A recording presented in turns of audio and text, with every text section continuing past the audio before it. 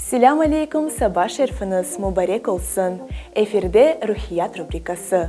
Сіз өз балаларыңызны мектептегі балалар үшін сөйесіз ме? Бүгінгі рубрикамызда балалар ярамай, балаларны, яғни екілерні алғанда не үшін қорқанлары хақында лайф етежекміз.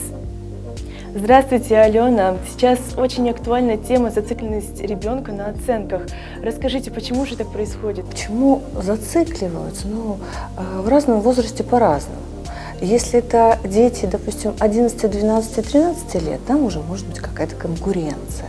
То есть как-то так они доказывают свою компетенцию.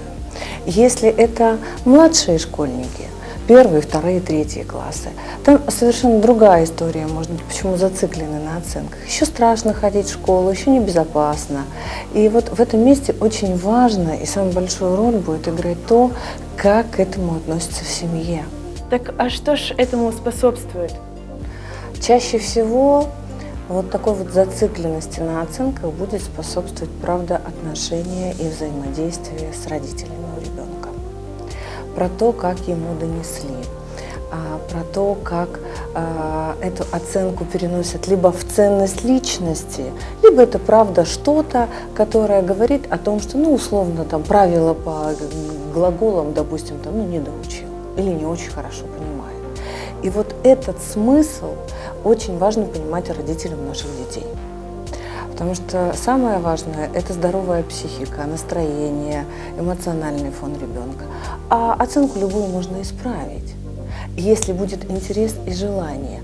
А если мы поддерживаем какой-то, комплекс про то, как важно получать только одни пятерки, тогда, навряд ли будет этот ребенок доволен и делать свой выбор жизни легко и просто. Поэтому точно большая рекомендация для родителей. Попробуйте ценить своих детей, и тогда им легче будет ценить себя, не зацикливаясь на оценках. Спасибо, Алена, за такую информацию и за ваши советы. Мектептеки оқыш бұл бір эстафета кібі, балалар есе бір маниядыр. Шының үшін балаларыңызны ярамай, балалар үшін сөгменіз ве оларға да қол тұтыңыз.